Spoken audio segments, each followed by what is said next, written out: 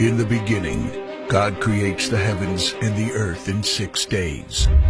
He makes Adam and Eve, who spend their days with God until they give in to temptation by eating from a forbidden tree. Sin enters the world, and things get so bad that God floods the earth and starts over with Noah and his family. Years later, God calls Abraham to follow him with the promise to make Abraham the father of a great nation.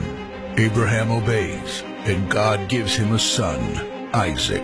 Isaac's son Jacob has 12 sons. Joseph, Jacob's favorite, becomes second in command of Egypt.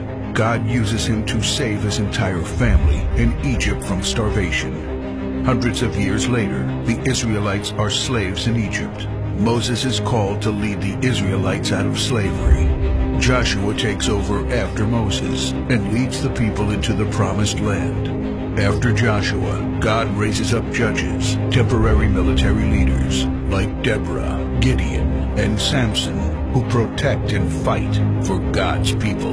The people tire of this leadership, and they call for a king. God gives Israel King Saul, King David, and then King Solomon. But it's all downhill from here. The people rebel, the kingdom of Israel is divided, and everyone turns their back on God. Prophets like Elijah, Isaiah, Micah, and Jeremiah warn that if people don't repent of their sins, there will be consequences. But the people ignore their warnings.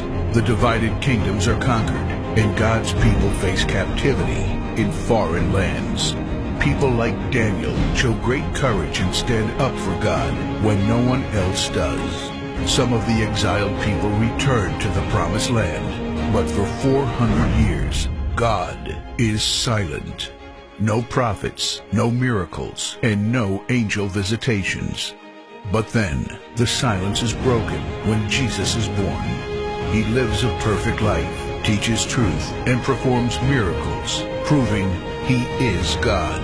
He shows us the full extent of God's love by taking our place and dying on the cross for our sin. He is placed in a grave, but 3 days later, Jesus rises again, conquering sin and death. His followers travel the world, sharing the good news of His love and starting churches.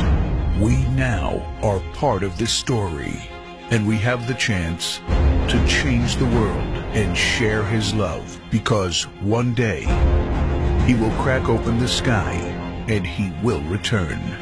It's the greatest story ever told.